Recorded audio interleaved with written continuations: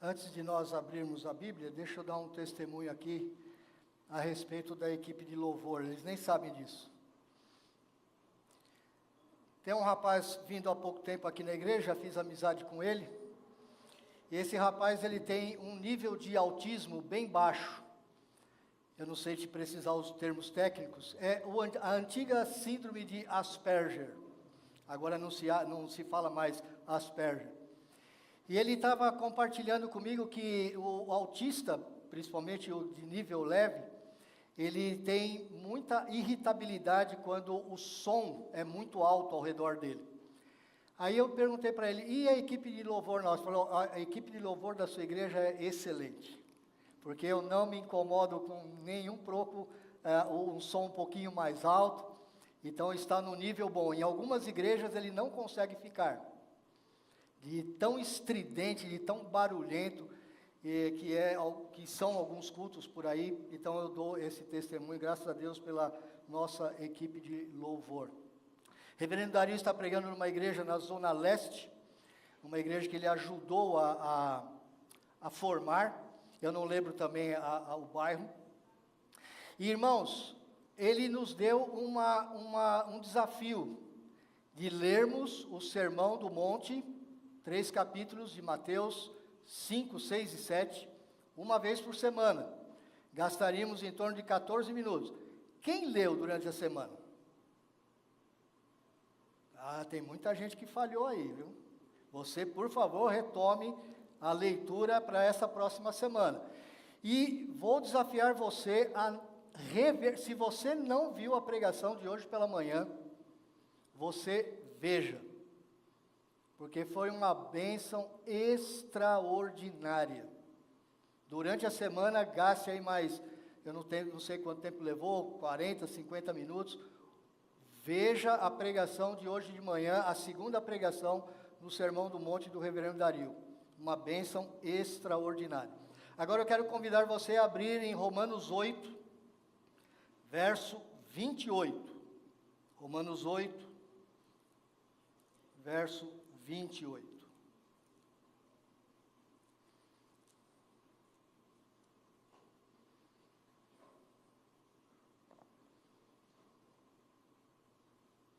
O tema da nossa mensagem hoje é a garantia da nossa salvação por meio da soberania de Deus. Romanos 8, 28 diz assim: sabemos que todas as coisas cooperam para o bem daqueles que amam a Deus, daqueles que são chamados segundo o seu propósito. Vamos orar mais uma vez? Pai, nós não somos aptos a falar da Tua palavra. Nós precisamos do Senhor. Nós carecemos do Senhor, Pai, de todas as formas. Ajuda-nos a transmitir aquilo que a Tua palavra fala de forma tão bela. Dá a mim, ó Deus, fidelidade absoluta à Tua palavra, clareza na exposição, e dá a todos nós corações transformados pelo Teu Espírito nesta hora, para que possamos, ó Deus, não só compreender a Tua palavra intelectualmente, mas que essa palavra desça ao nosso coração e transforme a nossa vida. E assim o Senhor seja glorificado em nós e nós nos alegremos no Senhor. É o que nós te pedimos agora em nome de Jesus. Amém. O nosso mundo sempre foi assim, mas parece-me que em alguns momentos passa por grandes tribulações, não só desastres naturais, terremotos, vendavais fortíssimos, como vivemos nesta semana passada, mas também tragédias pessoais na vida, doenças graves, perda de emprego, a perda de alguém querido. Nós temos alguns irmãos passando por grandes dificuldades. Quero me lembrar aqui do nosso irmão Fernando Caldeira, tem passado por lutas muito grandes no hospital. Nós devemos orar por aquele irmão.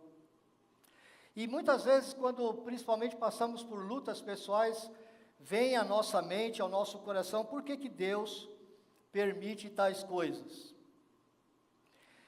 Isso sempre foi uma questão da humanidade.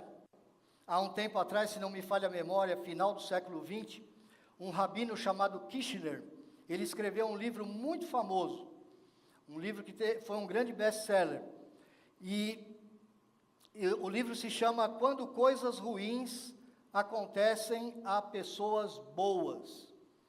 A conclusão daquele rabino é: se Deus é bom, se Deus realmente é todo bom, como diz a Escritura, inclusive a judaica, Ele não deve ser todo poderoso. Talvez alguns eventos estejam fora do controle de Deus. Essa é a tese do livro do rabino Kirchner. Mas talvez o rabino tenha feito a pergunta errada.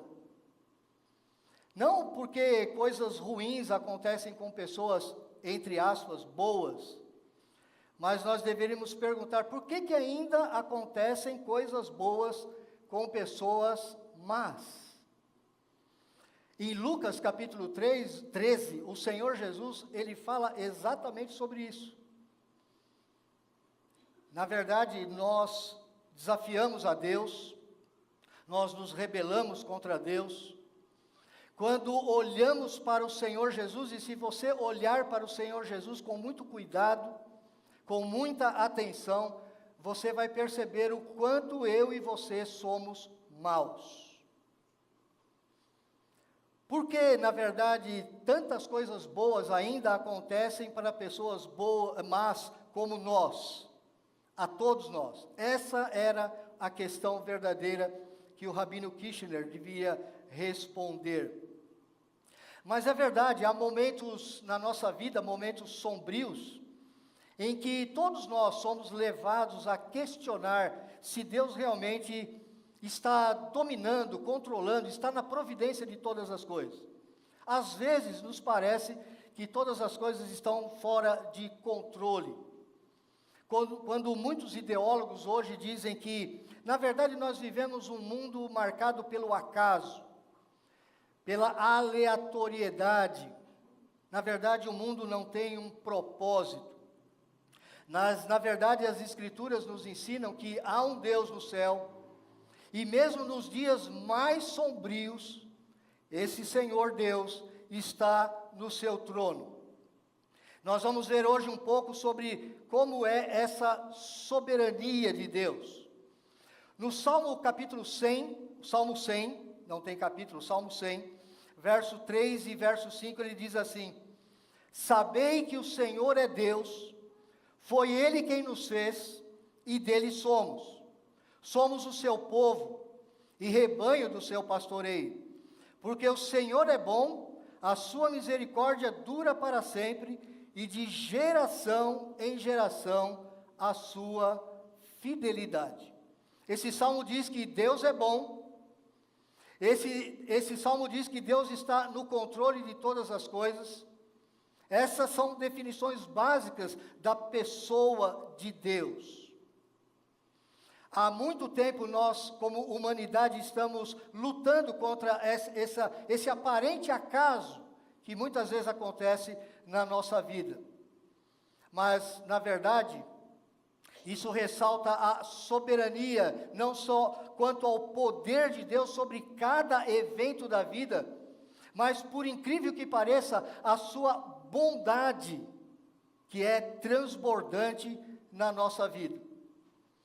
No capítulo 8 de Romanos, o apóstolo Paulo está falando sobre a nossa segurança absoluta da salvação. Ele quer que nós tenhamos essa convicção que nós somos salvos e salvos para sempre, mesmo quando passamos por tribulações, por sofrimentos, por perseguições, por grandes lutas pessoais. Nós já vimos algumas razões pelas quais nós podemos ter essa certeza, são pregações passadas. Primeiro, Deus nos redimiu de toda condenação. Agora, pois, nenhuma condenação há para aqueles que estão em Cristo Jesus. Não há condenação mais sobre nós. Nós agora fomos aproximados de Deus, somos amigos de Deus pela obra do Senhor Jesus Cristo. Ele nos diz mais: Deus nos transformou e nos capacitou pelo seu Espírito. O Espírito está fazendo morrer em nós aquele princípio do pecado e da morte. Mais ainda, terceiro motivo, Deus nos adotou como seus filhos. Nós somos filhos adotivos de Deus, mas somos filhos. Podemos chamá-lo de Abba, Pai. Deus nos destinou à glória. Falamos isso algumas semanas atrás. Deus nos deu um grande futuro, a sua graça futura. Deus nos destinou a uma glória futura no novo céu e numa nova terra, garantido. Tanto é que o final do versículo 30 do capítulo 8 diz que Deus nos glorificou, passado. Em Cristo nós já temos a glória. Na última oportunidade nós vimos que Deus também garante a nossa salvação através dessas escrituras do capítulo 8, porque Ele nos deu o seu Espírito como intercessor contínuo a nosso favor. Hoje, nós vamos ver a sexta e grande razão para que nós possamos ter convicção da nossa salvação. Deus nos chamou de acordo com um plano que Ele tem e é eterno. Deus nos chamou de acordo com o seu plano eterno. Os versos 28 a 30, na verdade, são aquilo que a gente chama uma perícope completa. Mas eu levaria muito tempo para expor os 3 versos, por isso vou me concentrar somente no verso 28. Mas quero ler os versos 29 a 30, que mencionarei vez ou outra na pregação. Verso 29, porquanto aos que de antemão conheceu, também os predestinou para serem conformes à imagem do seu Filho, a fim de que ele seja o primogênito entre muitos irmãos. Verso 30, e aos que predestinou, a esses também chamou.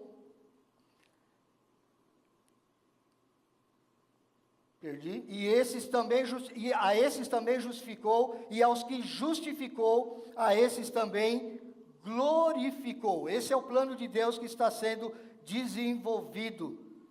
Paulo declara esse tema claramente para os seus próprios filhos. Deus age em todas as coisas para o bem daqueles que o amam, daqueles que são chamados segundo o seu propósito. O apóstolo Paulo escreve isso aqui para que nós tenhamos conforto naquilo que Deus faz por nós, nessa grande obra de salvação. E ele começa o verso 28 dizendo, e nós sabemos. O apóstolo Paulo se inclui com os seus ouvintes e diz, nós sabemos, porque Deus tem revelado este plano ao longo de toda a Escritura. Criação, queda, redenção e consumação estão relatadas em toda a Escritura. Por isso, a importância de nós conhecermos a Bíblia, de nós lermos a Bíblia, meditarmos na Bíblia. Ela fala que Deus tem um plano que está se desenvolvendo diante dos nossos olhos. Essa é uma verdade que todos nós deveríamos saber. Nós sabemos que todas as coisas cooperam conjuntamente para o bem daqueles que amam a Deus. Esse versículo, ele aparece de forma um pouco diferente em vários manuscritos do Novo Testamento. Alguns dizem, Deus faz com que todas as coisas cooperam para o bem. Esses manuscritos não são os mais confiáveis. Outros ainda dizem, todas as coisas cooperam para o bem. E ainda um terceiro grupo de manuscritos diz que Ele faz com que todas as coisas cooperam para o bem. Não importando a tradução que você escolha, talvez algumas Bíblias aqui você tenha uma tradução um pouquinho diferente, o fato é que Deus está fazendo com que todas as coisas que aconteçam no mundo cooperem para o bem daqueles que amam a Deus. Um grande comentarista de Romanos, ele diz que presume-se que seja a orientação soberana de Deus como a força subjacente, ou seja, que está por trás e direcionadora por trás de todos os eventos da vida. Deus está por trás de todas as coisas, meus irmãos. Outro grande comentarista diz que a fé expressa aqui não está nas coisas em si, mas no Deus que governa todas as coisas. Ele está falando que realmente Deus, Ele coordena, Ele governa, Ele ordena, Ele administra todas as coisas para o nosso bem. Agora eu queria tirar algumas afirmações importantes para nós, que o apóstolo Paulo nos traz aqui. Primeiro, Deus é completamente soberano. Eu sei que você já ouviu isso várias vezes, mas eu tenho me deparado com algumas coisas interessantes no meu trabalho de aconselhamento, de conversar com pessoas e de conhecer como os crentes vivem hoje, e não só aqui, mas em outros lugares. E eu tenho percebido que muitas vezes nós conhecemos doutrinas teoricamente, mas muitas vezes nós não conhecemos essa doutrina no nosso dia a dia, na prática. Conhecemos cognitivamente. No entanto, quando passamos pelas dificuldades, nós nos esquecemos que realmente Deus é completamente soberano. Ele governa todas as coisas. Ele controla todas as coisas.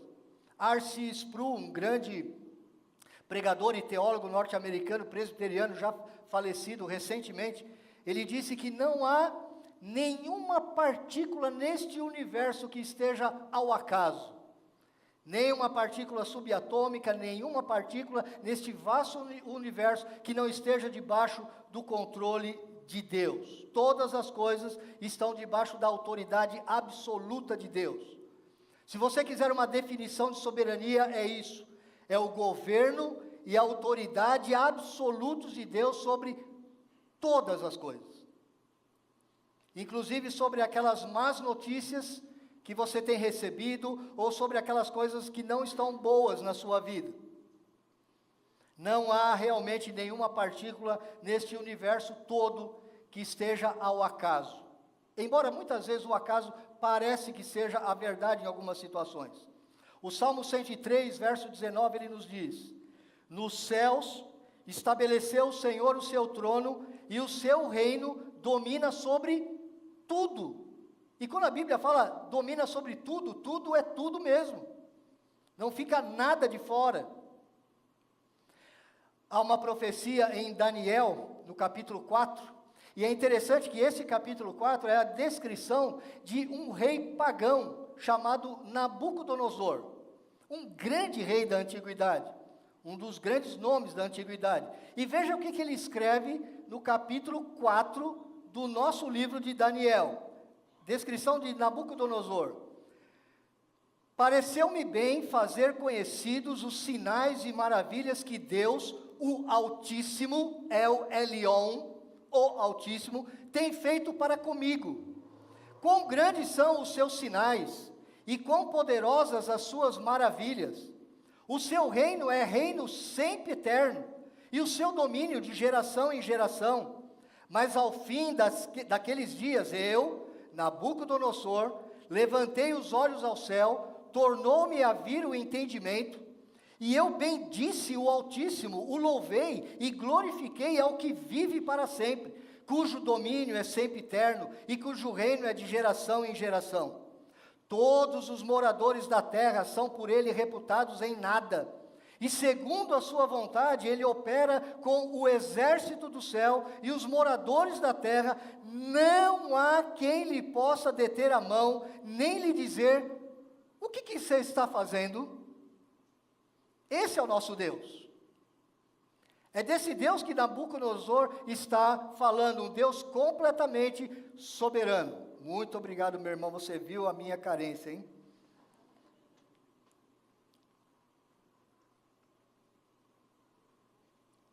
Deus é completamente soberano. Esta é a primeira afirmação que nós vemos aqui no versículo 28. Mas há uma segunda grande verdade. Deus tem um plano eterno e que abrange todas as coisas. Deus tem um plano. Eu trabalhei muito tempo na indústria e a gente sabe que uma indústria, ela não sobrevive se não tiver planos. Toda indústria tem um bom plano. Se não tiver um plano, ela vai falir, com certeza. E às vezes nós achamos que o nosso Deus não tem um plano. Parece que as coisas estão acontecendo meio que aleatoriamente, ao acaso. Mas Deus tem um plano. E nós estamos dentro deste plano do Senhor. Nós podemos estar descansados hoje, porque Deus tem um plano, Ele tem um propósito nesse plano, Ele tem um fim, Ele tem um alvo. Ele está dizendo que todas as coisas trabalham conjuntamente, da onde vem aquela nossa palavra sinergia. Alguns que trabalham em indústria também conhecem a palavra, quando uma ou mais fatores estão trabalhando conjuntamente para o mesmo fim. É disso que o texto está dizendo. Deus, Ele usa todas as forças do universo, todos os fatos, todos os eventos, para um determinado fim. Ele tem esse poder, Ele governa todas as coisas. Essa mensagem, ou essa expressão de que Deus tem um plano, ela nos dá uma visão de que, por exemplo, Deus não é passivo. Deus não está olhando a história acontecer diante dos seus olhos, como os deístas antigos e presentes ainda o afirmam. Deus não é passivo, Ele não é indiferente ao nosso mundo, a nenhuma das catástrofes. Deus está intimamente envolvido nos detalhes deste planeta Terra e da nossa vida, da minha vida e da tua vida. Ele tem um plano eterno que está sendo executado, está em ação. Isso é o que na teologia nós chamamos os eternos decretos de Deus. Deus tem um plano e está em ação. A nossa confissão de fé de Westminster, no capítulo 3, ela diz assim no parágrafo 1: desde toda a eternidade, pelo muito sábio e santo conselho da sua própria vontade, Deus ordenou, livre e inalteravelmente, tudo quanto acontece. Porém, de modo que nem Deus é o autor do pecado, nem violentada é a vontade da criatura, nem é tirada a liberdade ou a contingência das causas secundárias. Em vez disso, é estabelecida. Ou seja, o que ele está explicando nesse parágrafo? Deus é o causador primário de todas as coisas. Ele tem um plano e Ele está governando. Nada foge ao seu controle. Deus não põe a mão na cabeça e fala assim: puxa, eu não previa isso. No entanto, as causas secundárias, que são as nossas ações, por exemplo, os nossos pecados, eles não estão sob a responsabilidade de Deus, embora Deus ordene, coordene, controle. As Escrituras ensinam, por exemplo, no Salmo 33, versos 9 a 11, diz assim: pois Ele falou, Deus, e tudo se fez. Ele ordenou e tudo passou a existir. O Senhor frustra os desígnios das nações e anula os intentos dos povos. Pois Ele falou e tudo se fez, Ele ordenou e tudo passou a existir. O Senhor frustra os desígnios das nações e anula os intentos dos povos. O conselho do Senhor dura para sempre, os desígnios do seu coração por todas as gerações. Deus não só criou o universo, Ele governa esse universo, poderosamente, intencionalmente, detalhadamente. Deus tem um plano abrangente que envolve todas as coisas. Ele está dirigindo, Ele é o presidente que dirige esse plano. Você pode ver muitas coisas acontecendo estranhas no nosso mundo.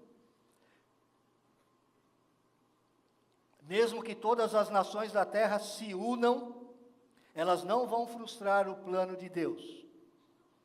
Efésios capítulo 1, versos 9 a 12 nos diz assim: desvendando-nos o mistério da sua vontade, segundo o seu beneplácito, ou seja, a boa vontade, que propusera em Cristo, de fazer convergir nele, em Cristo, na dispensação da plenitude dos tempos, todas as coisas, tanto as do céu como as da terra.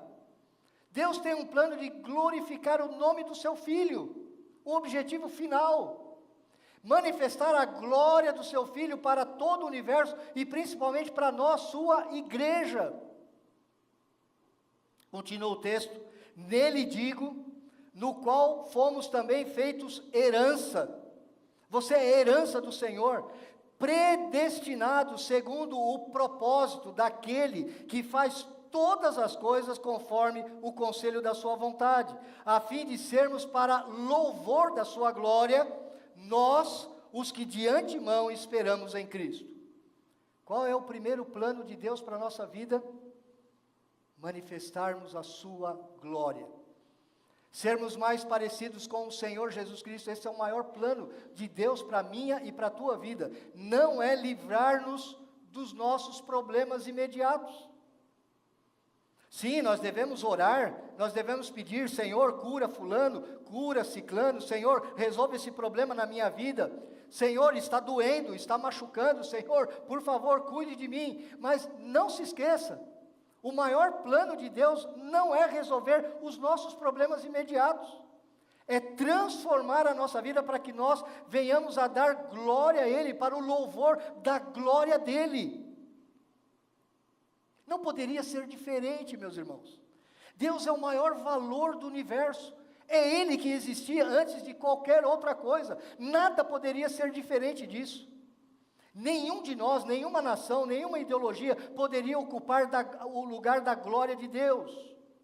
Isso até filosoficamente é razoável.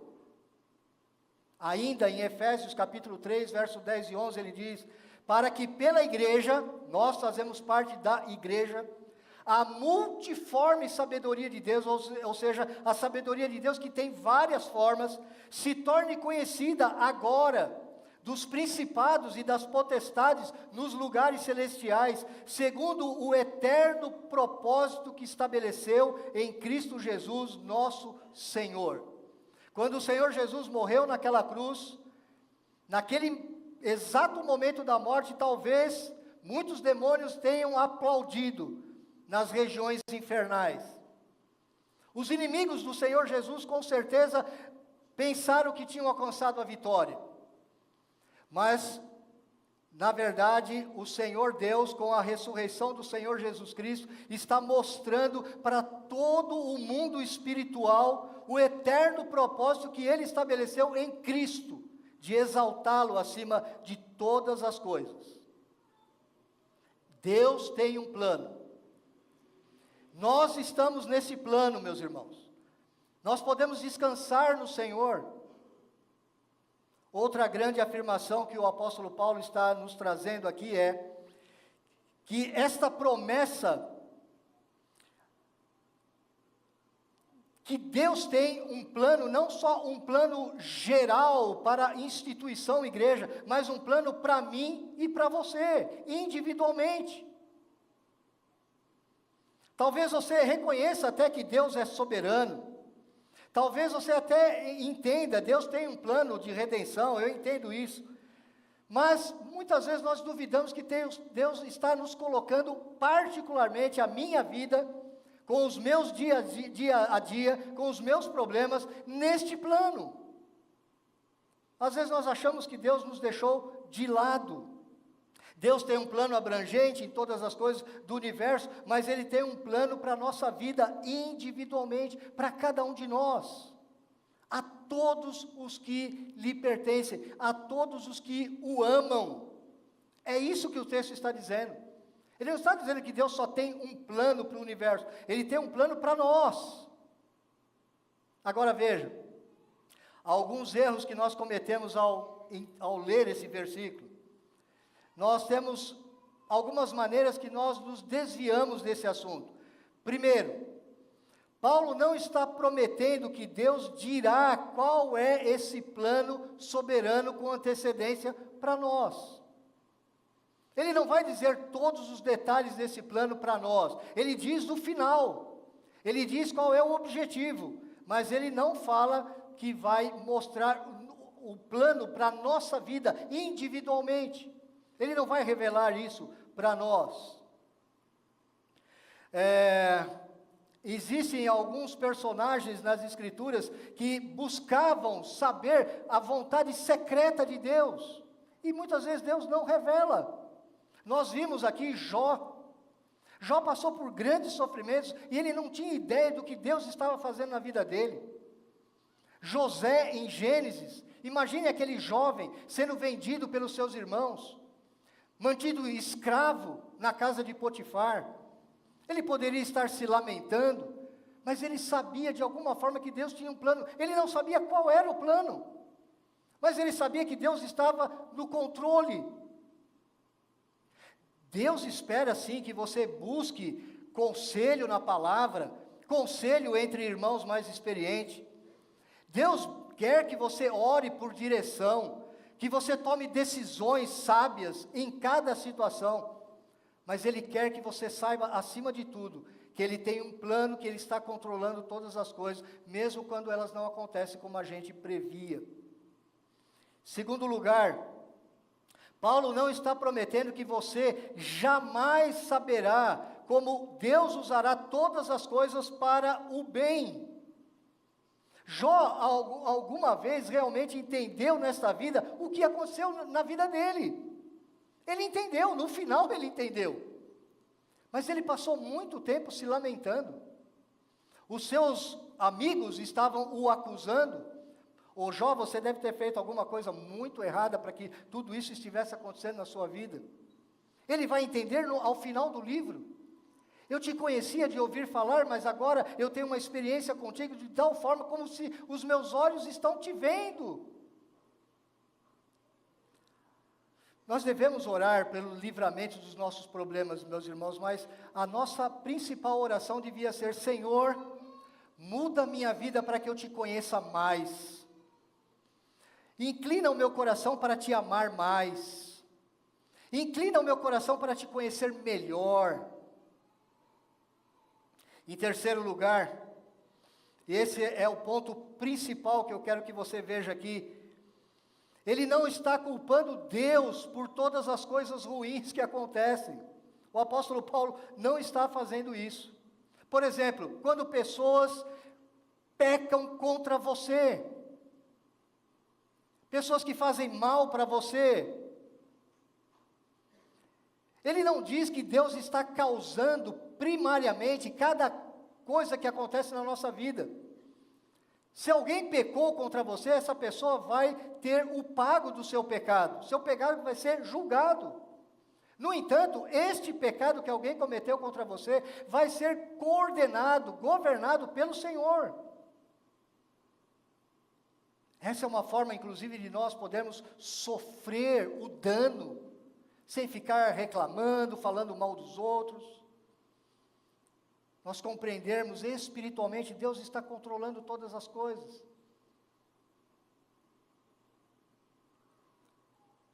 Ele diz que todas as coisas conjuntamente cooperam para o bem, mas ele não está dizendo que cada uma dessas coisas são boas. Ele dirige até mesmo aquelas coisas ruins que vêm à nossa vida, mas ele não as causa. Por isso nós podemos orar pedindo ao Senhor livramento. Por isso, inclusive, das orações imprecatórias na Escritura. Senhor, traga o teu juízo sobre governantes maus, sobre governantes injustos, sobre governantes que trazem a injustiça, que trazem a pobreza, a miséria.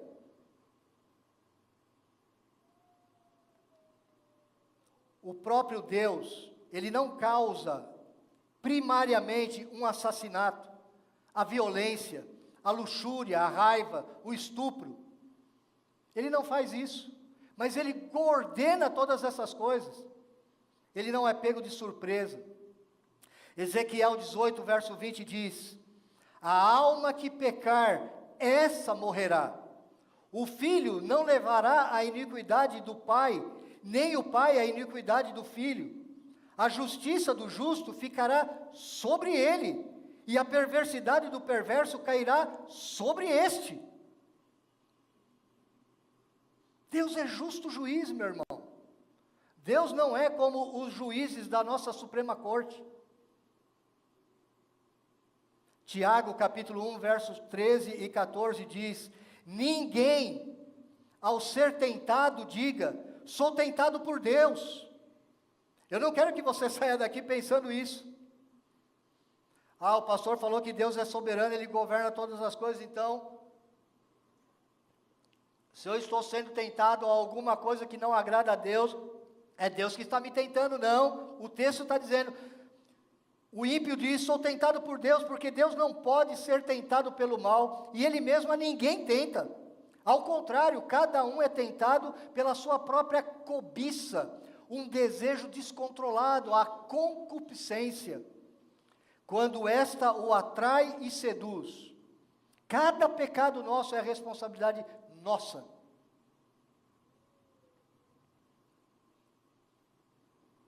Como isso funciona? Há uma doutrina na nossa confissão de fé de Westminster e na nossa teologia calvinista reformada que fala sobre a concorrência.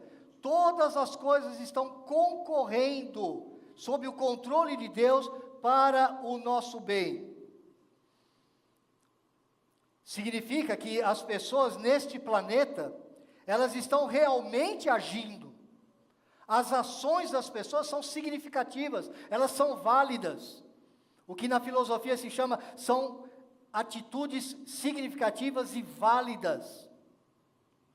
Realmente tomando as suas próprias decisões, elas estão fazendo exatamente o que querem, mas ao mesmo tempo, Deus está agindo e supervisionando e direcionando isso aos seus próprios fins e aos seus propósitos, sem ter qualquer causa de seu pecado. Não, Deus não tem responsabilidade pelo pecado de ninguém.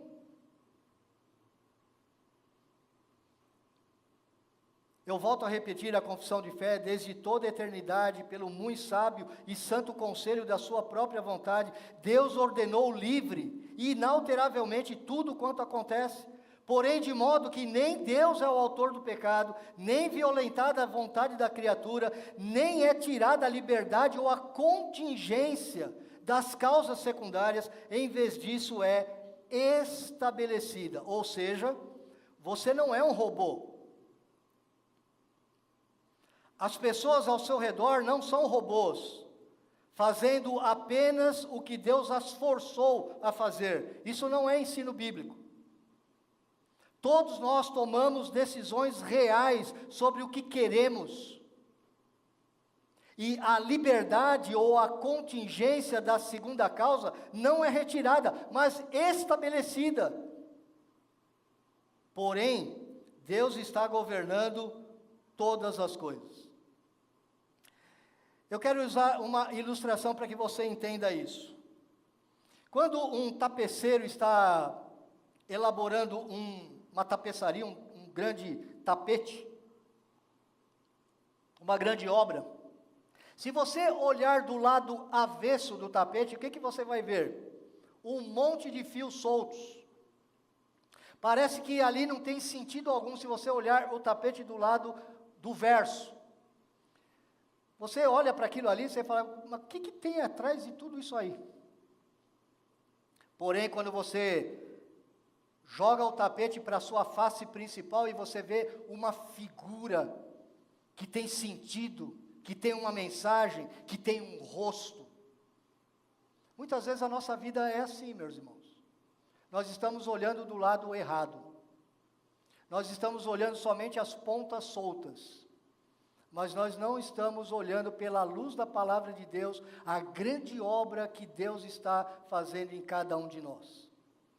E digo mais, para cada um de nós, Deus está traçando um tapete, e o lado principal do tapete, essa figura, vai ser a figura de Cristo em cada um de nós. Dói, o processo é dolorido, é demorado, muitas vezes angustiante, mas é isso que Deus está fazendo. Há uma quarta afirmação do apóstolo Paulo aqui, é que Deus age em e através de todas as coisas. Ele disse isso, todas as coisas, não são algumas coisas. É aquilo que nós chamamos de providência de Deus. Deus ordena todas as questões e eventos de tudo, segundo o conselho da sua própria vontade, para a sua própria glória. Isso é providência. Deus está providenciando todas as coisas, segundo o conselho dele.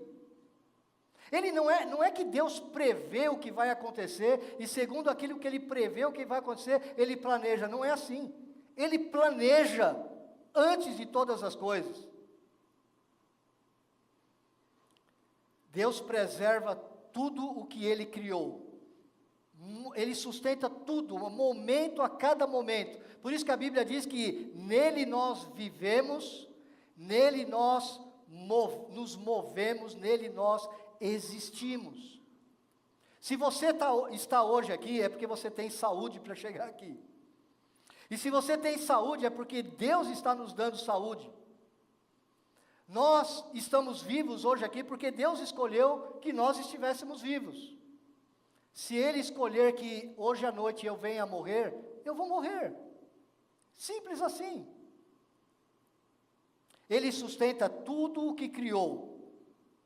Mas uma outra parte da providência é que Ele governa tudo o que criou, Ele sustenta, Ele governa para garantir os seus propósitos, para que tudo seja cumprido conforme o seu decreto. Deus é soberano, isso é o que Deus é. E providência é aquilo que Ele faz. Ele providencia tudo para que o seu plano soberano chegue ao final.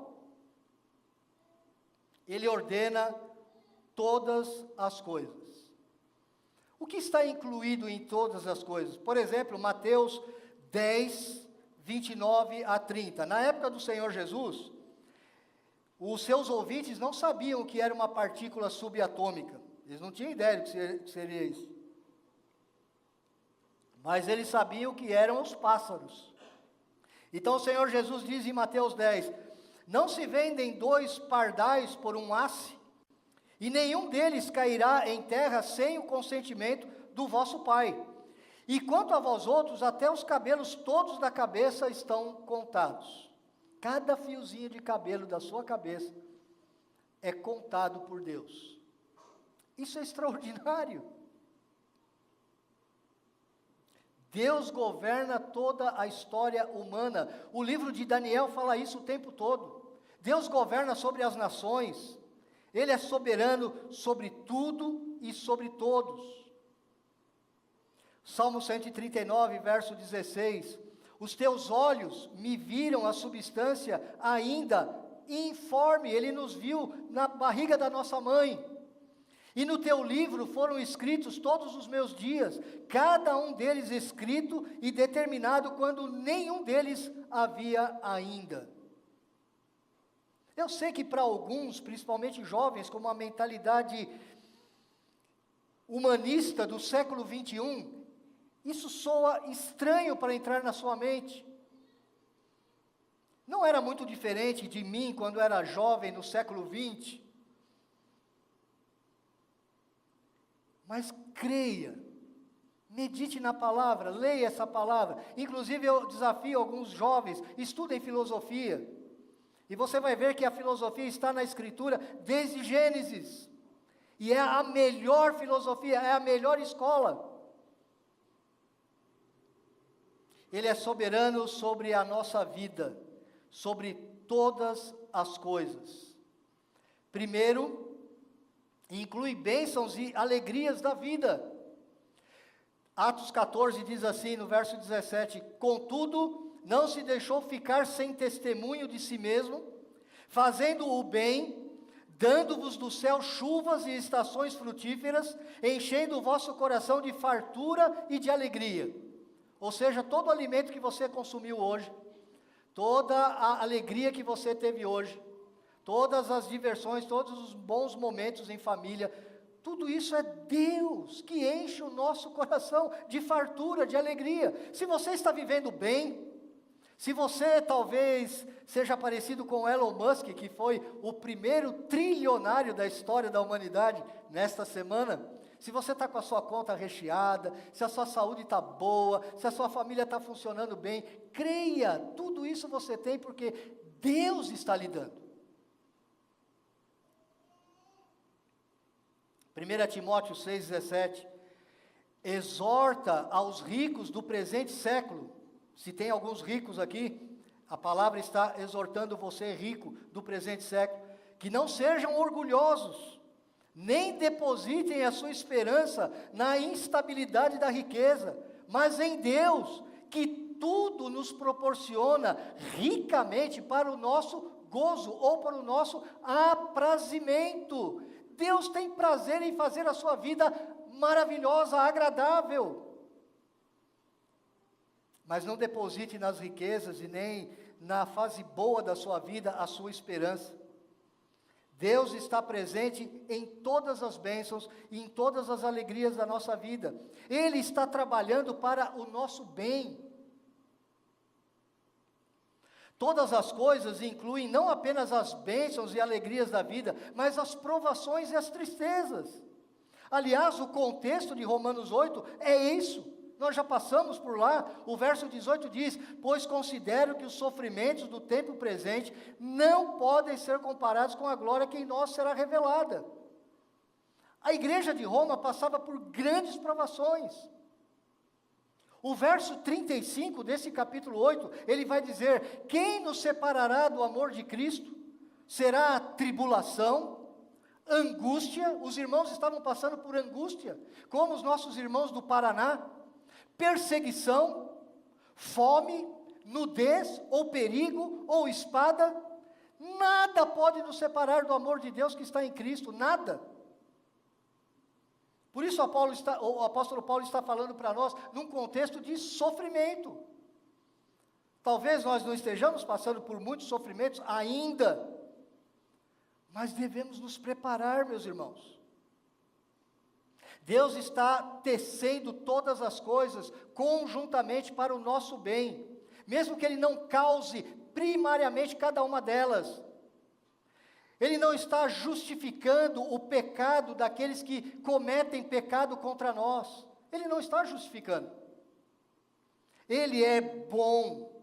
Ele pode vencer o coração pecaminoso da humanidade, que perpetra esses pecados, e trazer a sua própria bondade através disso. Quantas histórias nós já ouvimos de pessoas que passaram por grandes lutas, por grandes crises, e através dessas crises, Deus trouxe o conhecimento salvador do Senhor Jesus Cristo. Ele já havia dito, nos versículos 26 e 27, que enquanto nós esperamos pela glória futura, o Espírito Santo está intercedendo por nós. Mas não só isso, na sua providência, Ele está operando em todas as coisas para que, mesmo que passemos por sofrimentos, seja para o nosso bem. Tiago capítulo 1, verso 2 e 3, meus irmãos, tende por motivo de toda alegria o passardes por várias provações, sabendo que a provação da vossa fé, uma vez confirmada, produz perseverança. Você percebe o contexto de Romanos, o contexto de Gálatas, o contexto de 1 Pedro, o contexto de Tiago. A maioria das cartas do Novo Testamento estão falando sobre sofrimentos. E aí vem aquela doutrina do inferno, da teologia da prosperidade, e diz: venha para Jesus e todos os seus problemas serão resolvidos, a sua vida vai ser uma beleza. Não é verdade. O que é verdade é que você vai conhecer o ser mais belo, mais lindo, mais santo de todo o mundo, que é o Senhor Jesus Cristo. Esta é a glória do Evangelho. Você vai ser salvo por Ele. Irmãos nossos na Nigéria hoje estão morrendo por serem cristãos, simples assim. Famílias inteiras sendo enterradas.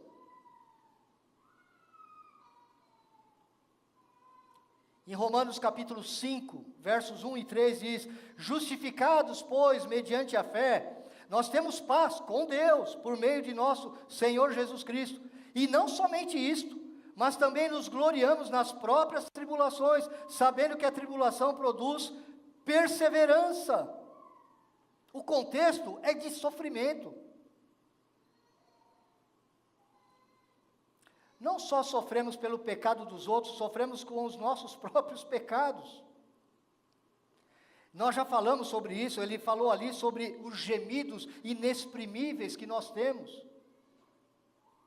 Gememos por causa do nosso próprio pecado. Gememos pelo pecado dos outros, como José. Eu repito, o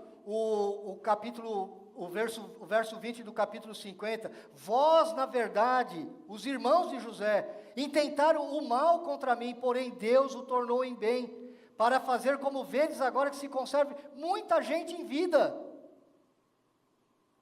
Deus tem vários propósitos na história da humanidade. Naquele momento foi preservar, inclusive, a nação de Israel que não merecia. A demonstração mais plena, meus irmãos, e final daquilo que Deus está fazendo nesse grande plano, está na cruz do Calvário. Atos capítulo 2, versos 23 e 24. Outro dia eu estava aconselhando uma pessoa aqui, e eu perguntei para ela, uma pessoa que já frequentou a igreja há muitos anos, eu perguntei, qual foi a pior injustiça desse mundo? O fato mais horrendo deste mundo, em toda a história. Ela pensou, e não soube dizer. Na Escritura, meu irmão, não teve evento pior, mais injusto, do que a morte do Filho de Deus na cruz do Calvário. E olha o que o texto de Atos nos diz. Sendo este entregue, o Senhor Jesus, pelo determinado desígnio, projeto e presciência de Deus, Deus preveu tudo isso. Vós, ele está escrevendo para aqueles que haviam traído o Senhor, vós o matastes, crucificando-o por mãos de iníquos, ao qual, porém, Deus ressuscitou, rompendo os grilhões da morte, porquanto não era possível fosse ele retido por ela. O Senhor Deus pegou o fato mais horrendo, mais injusto da humanidade, e dali ele trouxe a minha e a tua salvação. Inclui os pecados dos outros, os nossos pecados. Para Paulo, Deus é bom, é sábio, é poderoso, e Ele usa tudo que encontramos nesta vida para nos ajudar espiritualmente, para nos levar com segurança e certeza à glória eterna. Esse é o ponto do apóstolo Paulo. Mas há mais uma afirmação aqui importante. Deus tem dois grandes objetivos aqui. Em primeiro lugar, a glória do seu próprio nome. O verso 29, que vem logo a seguir, está atrelado ao verso 28, e eu não tenho tempo de expô-lo todo aqui. Ele diz assim: porquanto aos que de antemão conheceu, também os predestinou para serem conformes à imagem de seu Filho, a fim de que ele seja o primogênito entre muitos irmãos. O grande projeto de Deus, meus queridos, é transformar a mim, a você e a todos os verdadeiros crentes a imagem e semelhança do seu Filho, para que o Filho glorifique o Pai, e nós glorificamos o Pai através do Filho. Esse é o grande projeto. João 14, 13. E tudo quando pedires ao Pai em meu nome, isso farei, a fim de que o Pai seja glorificado no Filho. O Pai é glorificado através da vida do Filho. Deus está trabalhando para a sua própria glória. E Deus não é egoísta. Deus não é autocentrado. Deus não é mimado. É porque Ele é o maior valor do universo. Ele é eterno. Ele não tem princípio de dias, nem final de dias. Não poderia ser diferente.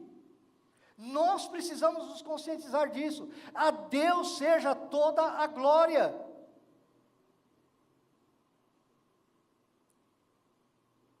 volto a repetir, outro dia um irmão muito querido aqui, que está vindo há pouco tempo na igreja, ele perguntou para mim assim, pastor Pedro, a gente precisa vir no culto de manhã e à noite? Porque ele tem criança pequena, às vezes é difícil. Tem que levantar cedo no domingo pela manhã. Tem alguma regra, está escrito em algum lugar, que eu tenho que vir de manhã e à noite? Eu falei, não, não tem não. Tudo depende da disposição do seu coração. O quanto que você valoriza o Deus do universo. Mas Deus tem um outro grande objetivo, é o nosso bem. É interessante isso. Deus nos coloca nesse objetivo para o nosso bem. Deuteronômio 8, 14 a 16. Não se eleve o teu coração e te esqueças do Senhor teu Deus, que te tirou da terra do Egito, da casa da servidão, que te conduziu por aquele grande e terrível deserto de serpentes abrasadoras. Essa foi a experiência do povo de Israel, de escorpiões, de secura, em que não havia água, e te fez sair água da pederneira, que no deserto te sustentou com maná, que teus pais não conheciam, para te humilhar e para te provar, e afinal te fazer bem. A gente acha que essas coisas são só para Israel. Mas quantas vezes Deus nos humilha no meio do caminho? Quantas vezes Deus nos prova? Quantas vezes Deus nos permite passar por desertos, onde você não tem resposta alguma? Mas ao final Ele quer o nosso bem.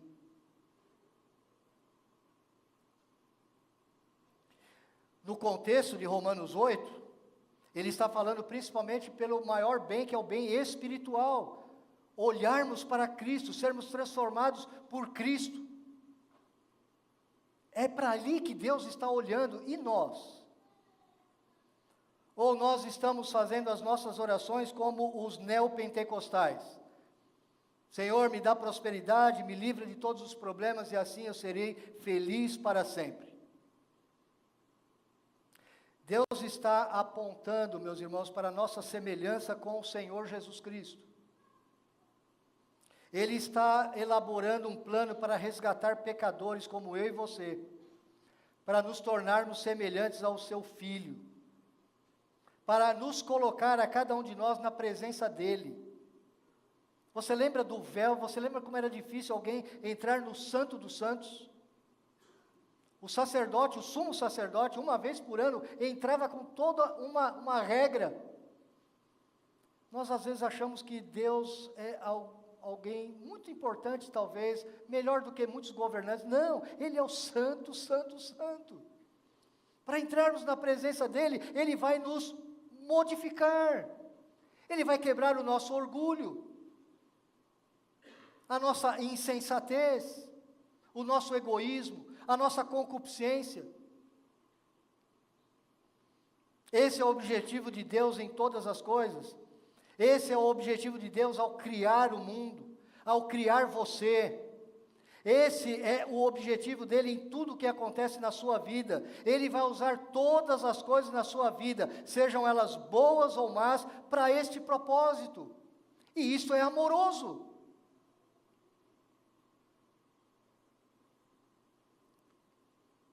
Ele não está dizendo que todas as coisas são boas. O pecado não é bom. O pecado dos outros contra você não é bom. Os efeitos da maldição sobre o mundo não são bons. Ele não está prometendo para você que tudo que vai acontecer na sua vida seja bom. Eu não poderia falar isso de forma alguma para os meus irmãos nigerianos, para os meus irmãos no Paraná. Mas Ele vai fazer com que todas as coisas cooperem para o nosso bem. Em 1 Pedro capítulo 5, verso 10, outra carta que o contexto é de sofrimento. Ele está falando com os jovens, ele diz: ora, o Deus de toda a graça, que em Cristo vos chamou à sua eterna glória, depois de terdes sofrido por um pouco, Ele mesmo vos há de aperfeiçoar, firmar, fortificar e fundamentar. Talvez você pense assim: puxa, o pastor Pedro parece que quer só trazer notícias duras. Não é que a palavra está nos preparando, meus irmãos. Você não sabe o dia de amanhã, nem eu. Nós não sabemos o que vamos enfrentar nesse país. Mas não importa, mesmo que os problemas sejam individuais, você tem que estar preparado para isso. Aqueles cristãos a quem Pedro está escrevendo, eles tinham, sabe quem no trono? Nero, o louco, o maligno. E ele está dizendo, Deus tem o domínio sobre todas as coisas. 1 Pedro 5,11 diz, a ele seja o domínio pelos séculos dos séculos. Amém. O que nós vimos aqui? Deus é completamente soberano. Deus tem um plano eterno e abrangente. Deus tem um plano individual para cada um de nós. Deus age em e através de todas as coisas, sem exceção. E Deus faz isso para dois grandes fins. Dois grandes fins. Há uma sexta afirmação aqui, meu irmão, importantíssima, não posso deixar para depois. Deus restringe essa promessa. Essa promessa não é para todo o mundo. Essa promessa é para aqueles que o amam. É para a igreja. Aqueles que o amam. Eu sei que é difícil perguntar para alguém que talvez tenha entrado aqui pela primeira vez, você ama a Deus? É uma pergunta que eu me fazia quando eu tinha 17 para 18 anos. Quando eu ainda era um incrédulo. Às vezes a gente pensa conosco mesmo, eu não odeio a Deus, eu até respeito. Agora dizer que eu amo, isso talvez seja forte demais. Mas essa promessa é para aqueles que o amam. E a Bíblia é muito clara, meu irmão. Não tem posição neutra diante de Deus. Ou você o ama, ou você o aborrece. Você o odeia. Não tem meio termo. Ou você o ama, ou você o odeia. Quando Moisés escreve o livro de Êxodo, em capítulo 20, versos 5 e 6, ele fala sobre a idolatria. Não as adorarás, nem lhes darás culto, porque eu sou o Senhor, teu Deus, Deus zeloso. Eu visito a iniquidade dos pais dos filhos até a terceira e quarta geração daqueles que me aborrecem. E faço misericórdia até 1000 gerações daqueles que me amam e guardam os meus mandamentos. Nós não guardamos todos os mandamentos de Deus, é verdade. Mas devemos ter pelo menos aquela disposição do coração, como o pastor Dario falou nesta manhã aqui. Somos completamente dependentes do Senhor, temos consciência disso? Que dependemos dEle para todas as coisas, que precisamos dEle desesperadamente, não é um pouquinho não. Nós precisamos de Deus mais do que eu preciso respirar e o meu coração bater nessa hora. Se você não compreende isso, você precisa entregar a sua vida ao Senhor Jesus Cristo.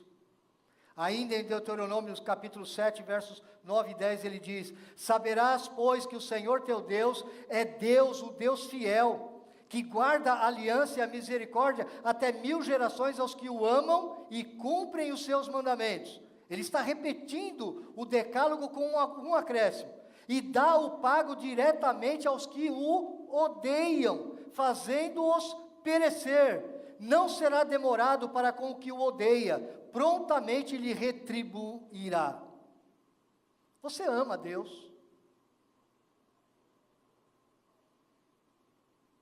Essa talvez seja a pergunta mais importante dessa noite. Em 1 Coríntios 2,9 diz assim: mas como está escrito, nem olhos viram, nem ouvidos ouviram, nem jamais penetrou em coração humano o que Deus tem preparado para aqueles que o amam. Deus tem preparado coisas maiores para nós, meus irmãos. Por isso vale a pena, mesmo que você esteja sofrendo, você dedicar a sua vida ao Senhor. Creia nisso. 1 Coríntios 8,3 diz, mas se alguém ama a Deus, esse é conhecido por Ele, é porque Deus nos conheceu primeiro. Isso é o que os textos de versos 29 e 30 nos dizem. Ele colocou o amor no nosso coração, Ele nos escolheu antes da fundação do mundo, Ele nos elegeu, Ele nos predestinou, Ele nos justificou, Ele fez tudo por nós. Ainda em Tiago 2, verso 5, ouvi, meus amados irmãos, não escolheu Deus os que para o mundo são pobres, para serem ricos em fé e herdeiros do reino que Ele prometeu aos que o amam. Deus escolheu pessoas esquisitas como nós que estamos aqui.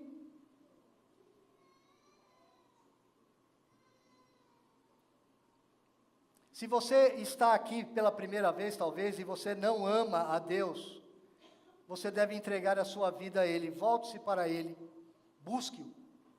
Procure a mim, procure alguns dos presbíteros depois do culto, e faça essa pergunta: como posso, o que preciso fazer para ser salvo? Você precisa de salvação, você precisa amar o Senhor. Aqueles que desfrutam dessa promessa, não são somente aqueles que são ou que amam a Deus, mas aqueles que são chamados. Há um chamado do Evangelho que é para todos, como eu estou fazendo aqui. Aquele que não conhece ao Senhor Jesus, venha ao Senhor Jesus, entregue a sua vida a Ele, se arrependa dos seus pecados e creia. Esse é o chamado geral. Mas há um chamado eficaz, há um chamado onde Deus, Ele destampa o seu coração, Ele abre os seus ouvidos espirituais, Ele fala dentro de você e Ele te convence da verdade da sua palavra. Esse é o chamado do qual o apóstolo Paulo está falando no versículo 28 e seguintes.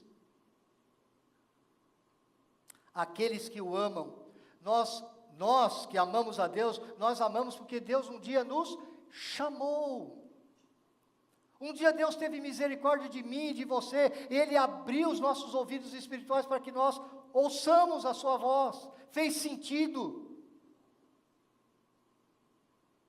Ele mudou a nossa vida. O próprio livro de Mateus, o Evangelho de Mateus nos diz, porque muitos são chamados, mas poucos são escolhidos. O Evangelho é proclamado a muitos, mas só aqueles que são chamados no interior é que vão ouvir a voz do Espírito de Deus regenerando. Você precisa ser salvo desta forma. A maior parte das vezes que você encontra a expressão chamado no Novo Testamento, ele está falando sobre isso. Esse chamado irresistível de Deus, chamado eficaz. Ele chamou você para um relacionamento com Ele. Romanos capítulo 1, logo no início, lá nos versos 5 e 6 diz, por intermédio de quem viemos a receber graça e apostolado por amor do seu nome, para a obediência por fé, entre todos os gentios, de cujo número sois também vós chamados para serdes de Jesus Cristo. Capítulo 9, no verso 11, nós ainda vamos passar por lá, diz, e ainda não eram gêmeos nascidos, nem tinham praticado bem ou mal, para que o propósito de Deus quanto à eleição prevalecesse, não por obras, mas por aquele que chama. Você não é salvo pela sua obra. Não espere para você ser um menino ou uma menina boazinha, para que Deus lhe aceite. Ele quer transformar a sua vida.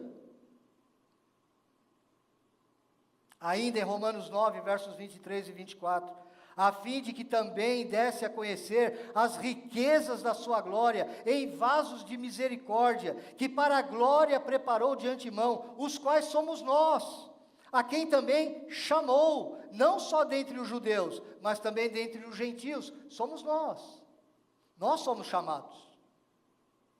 Ainda em 1 Coríntios capítulo 1, mas nós pregamos a Cristo crucificado, escândalo para os judeus, loucura para os gentios, loucura para os nossos amigos, mas para os que foram chamados, tanto judeus como gregos, pregamos a Cristo, poder de Deus, sabedoria de Deus. Irmãos, reparai, pois, na vossa vocação, no vosso chamado, visto que não foram chamados muitos sábios segundo a carne, nem muitos poderosos, nem muitos de nobre nascimento. Deus me chamou, Deus te chamou, para revelar o seu Filho em você. 2 Tessalonicenses 2,14, para o que também vos chamou mediante o nosso Evangelho, para alcançardes a glória de nosso Senhor Jesus Cristo. Esse é o alvo, esse é o objetivo. Ainda, 2 Timóteo 1,9, que nos salvou e nos chamou com santa vocação, não segundo as nossas obras, mas conforme a sua própria determinação e graça, que nos foi dada em Cristo Jesus, antes dos tempos eternos. Deus nos elegeu antes da fundação do mundo. Eleição e predestinação, que doutrinas maravilhosas. Nós não precisamos confiar nas nossas fraquezas, meus irmãos. Deus tem um plano, Ele está cumprindo esse plano em mim e em você. Deus tem um propósito, Deus tem um plano maravilhoso. Charles Hodge, um grande comentarista de Romanos, ele diz assim: o fato de alguns homens amarem a Deus deve ser atribuído à sua soberana graça, e não a si mesmos. O amor de Deus é derramado em nosso coração pelo Espírito. Romanos 5,5. E se os homens são chamados de acordo com o propósito eterno de Deus, então a sua salvação está segura. Deus escolheu colocar o amor dele em você, para que no tempo exato ele te chame para si. Tudo se encaixa. Se em seu propósito eterno Deus colocou o seu amor em você e o chamou para si através do Evangelho, você realmente acredita que Ele não fará com que todas as coisas cooperem para o seu bem? Você acha que Deus é como os nossos planejadores de Brasília, que planejam alguma coisa e para no meio do caminho, ou distorcem? Não, Ele é o Deus perfeito, Ele não vai deixar faltar nada para nós. Absolutamente nada. Você pode não entender o que Deus está fazendo na sua vida hoje. Você pode não estar entendendo. Deus, eu não estou entendendo o que está acontecendo comigo. Você pode não ser capaz de rastrear a mão de Deus, mas você pode confiar em seu coração. Ele quer fazer o seu bem. Eu não sei tudo o que eu estou enfrentando agora, o porquê do que eu estou enfrentando. Talvez você não saiba também. Talvez vocês não estejam entendendo como lidar com tanta coisa junto. Mas saiba, Deus sabe de todas as coisas, Ele tem um plano. Ele está cumprindo esse plano. Pregue esta verdade para você mesmo durante essa semana. Sabemos que todas as coisas cooperam para o bem daqueles que amam a Deus, daqueles que são chamados segundo o seu propósito. Vamos orar. Te adoramos, ó Deus, na beleza da Tua santidade, pela Tua palavra, pelos Teus planos, pelo Teu grande plano de salvação da nossa vida. Muito obrigado, ó Deus, porque o Senhor nos incluiu nesse plano. Nós não tínhamos nada a Te oferecer. Nós nunca fomos boas pessoas. Nós nos rebelamos contra o Senhor. Nós quebramos os Teus mandamentos. Nós não honramos o Teu Filho. Nós não amamos como o Teu Filho ama. Nós não perdoamos como o Teu Filho perdoa. Nós não andamos em obediência como o Teu Filho anda em obediência. Nós não cumprimos completamente a Tua vontade, ó Deus, mas mesmo assim, o Senhor nos amou, nos escolheu, pessoas frágeis. Nós não tínhamos nobre nascimento, nós não éramos as pessoas mais inteligentes, nem as mais ricas, mas o Senhor nos escolheu para salvar. E o Senhor faz com que todas as coisas nesse mundo cooperem para o nosso bem, nós que agora amamos ao Senhor, porque fomos chamados pelo Senhor. Louvado seja o teu nome, ó Deus, por tão grande plano de salvação. Opera isso na vida de cada um de nós. Essa certeza absoluta, maravilhosa, de que não importa o que aconteça conosco, o Senhor está governando a nossa vida para um alvo de nos tornar mais parecidos com o teu Filho. Um dia, Deus, aquele tapete vai ser virado do lado correto, e nós olharemos a imagem do Senhor Jesus Cristo em cada um de nós, e nós glorificaremos o teu nome, e nós te adoraremos, e toda a glória será dada ao Senhor. Louvado seja o teu nome. Pai bendito, abençoa-nos durante essa semana, para que ao meditarmos no Sermão do Monte, e ao meditarmos nessas verdades extraordinárias de Romanos 8, a nossa vida seja impulsionada para a frente, animada, consolada, encorajada, e que nós glorifiquemos o teu nome, não importa a situação em que enfrentamos. Nós pedimos essas coisas em nome do Senhor Jesus Cristo. Amém.